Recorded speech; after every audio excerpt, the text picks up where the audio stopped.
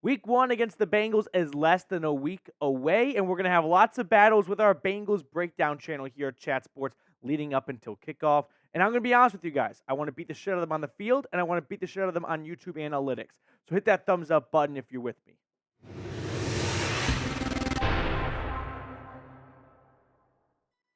Coming up on today's show, we've got a Denzel Ward injury update.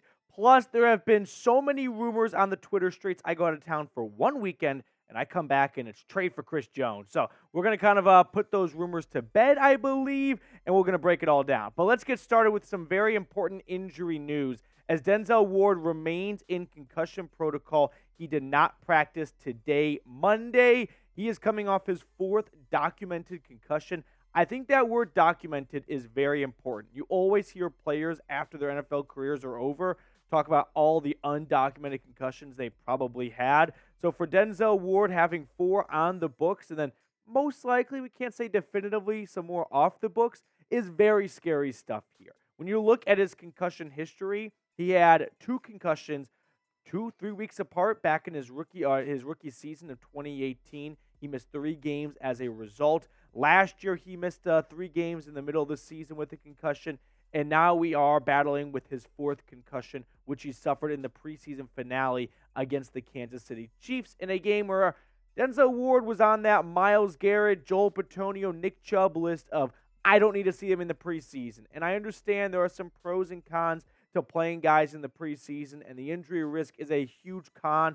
And unfortunately for Stefanski, it came and bit him in the derriere. But if Denzel Ward misses week 1, what is your concern level? I want to get the pulse of everyone watching right now because I'm usually pretty mild-tempered when it comes to this stuff. I'm not very polarizing, meaning I'm not always at a 10 or I'm always at a 0. But I'll be honest with you, I'm at a 7.1 right now. This is very scary to me because, one, 4 concussions for any player during their career is a very high number. But to have 4 concussions when you have only been in the league for 5 years now, that is a lot of concussions condensed into a very small time span. But I'm also at a big concern, not just for Denzel Ward's health, but for this team because they are going up against a Cincinnati Bengals offense with Jamar Chase and T. Higgins and Tyler Boyd and this guy named Joe Burrow. And Cleveland will have Martin Emerson and Greg Newsome and Cam Mitchell as your top 3 corners. I'm not saying those guys can't get the job done, but when you play a firepower offense like that, it is all hands on deck type of games, and you need your star cornerback. So if it is Martin Emerson and Greg Newsome taking on T. Higgins and Jamar Chase, it's going to be a busy day for these 2 guys. I mean, T. Higgins is such a big-bodied receiver. I would think Martin Emerson would pair up nicely with him, but I think Martin Emerson is probably the better of the 2 corners, at least after last season. So you want to put him on Jamar Chase. Maybe you want to go the Bill Belichick style and double-team Jamar Chase all day long with Cam Mitchell and Greg Newsome.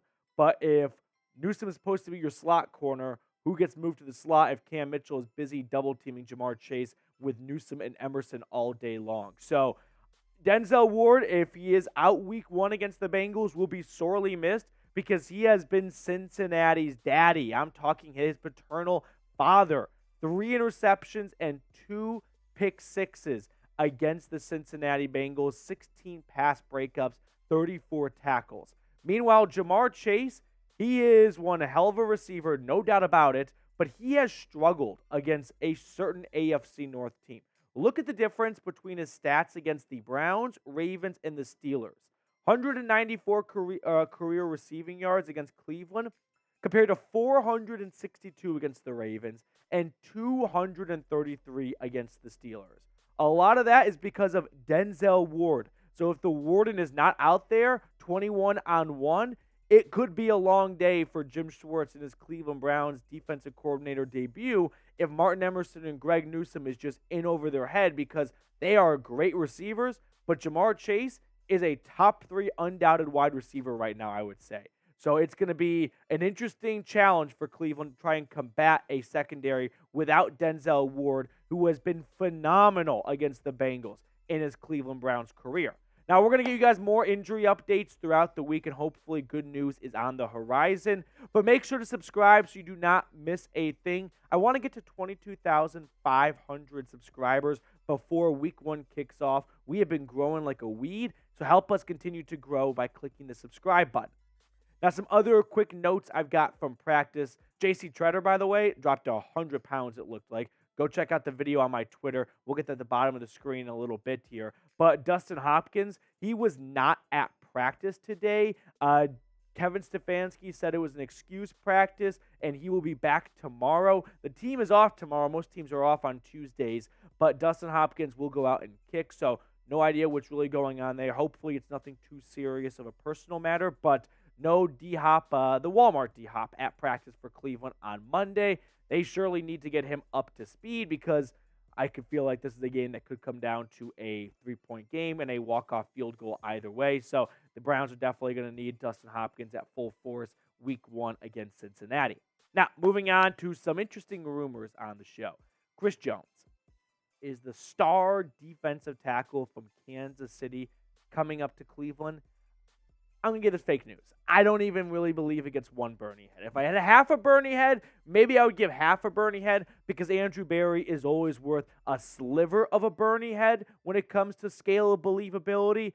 But when this rumor comes from these guys, NFL rumors, NFL rums, they couldn't even get rumors as a handle. No, it's not real. There's no truth behind NFL rumors just throwing shit out there. 3 NFL teams who have recently been linked to the Chiefs' Chris Jones: Browns, Bears, and Cowboys. I've heard a lot of traction between Dallas and Kansas City, and that makes some sense. Chicago makes some sense as well. They have an awful defensive line, and they've got money to spend. But the Browns, I understand how awesome it would be, to get all the Infinity Stones and whatnot, but this just does not seem like a real possibility in my eyes. Now, what kind of got the pot stirred a little bit was Juan Thornhill, who is a really fun Twitter follower, tweeted out, "I hope you're having a wonderful day, my guy," at Chris Jones. And then Zadarius Smith hit him with the eyeballs emoji. The eyeballs emoji now is the most overrated, reply on Twitter in terms of everyone knows what the eyeball emojis mean, which means it used to mean a little bit of, a little uncertainty. Is there something here? But now everyone's in on it, and no, there is no Browns going after Chris Jones because Juan Thornhill tweeted out something to Chris. Can you imagine Andrew Berry making a big franchise-altering move because Darius Smith is like, eyeballs, just saying. Now, let's get some background information, though, on Chris Jones in just a moment here. Like I said, this pretty much originated from Twitter/X, whatever you want to call it. Now, Chris Jones is continuing his holdout. The Chiefs season kicks off in 3 days, Tuesday, Wednesday, 2 days now at this point. Kansas City, according to Mike Florio, gave him an offer in that $25 million a season range. Now, he makes currently a little under $20 million. Now, he's not looking to be Aaron Donald, who gets over $31 million, but he wants to be a lot closer to Aaron Donald, and he's currently $11 million off.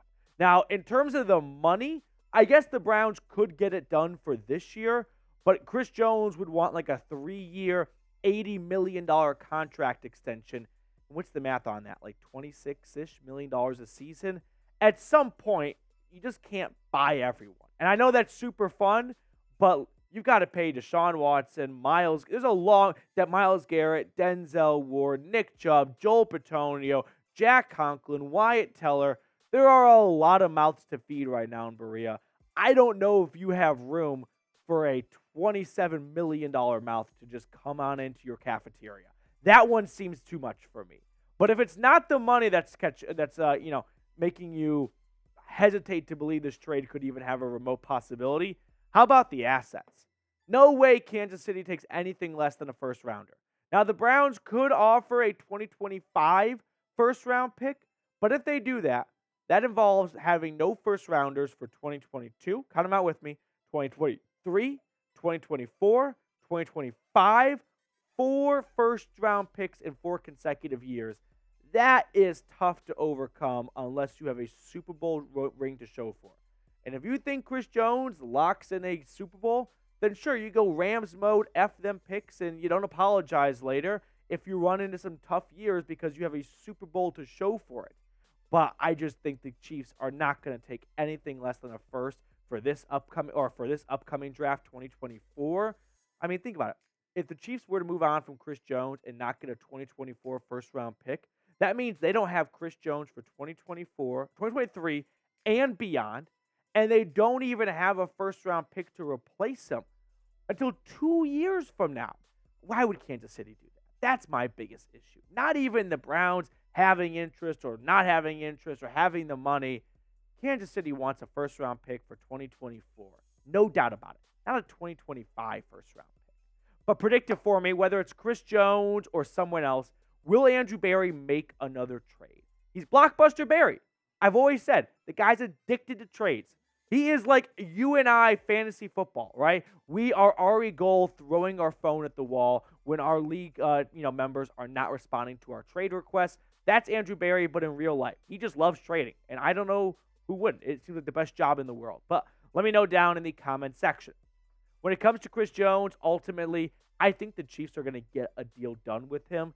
If Kansas City reportedly is willing to give him a contract that gets him $25-ish million a season with nearly all of it guaranteed, well, I'm inclined to believe at that point that they can maybe budge a little bit and get to that $27, $28 million range wherever Chris Jones is, trying to get, because Chris Jones does not need to get to the Aaron Donald $31 million range. He just wants to get a little bit closer than that. So for that reason, I think Kansas City knows, hey, if we want to run it back, we've got our core of Patrick Mahomes, Travis Kelce, and I'd say Chris Jones is a part of that core. So you're going to need Chris Jones to come back. But this is not a Chiefs channel, so we'll let Kansas City worry about this more. It would be fun, though, to fantasize about this defensive line, though, right? I mean, you look at last year's numbers, this would be a whole new starting defensive line minus Myles Garrett, which, sidebar, who changes numbers, Chris Jones or Myles Garrett? I would think Chris Jones. But, man, you could have 3 guys on your defensive line who had 10 or more sacks.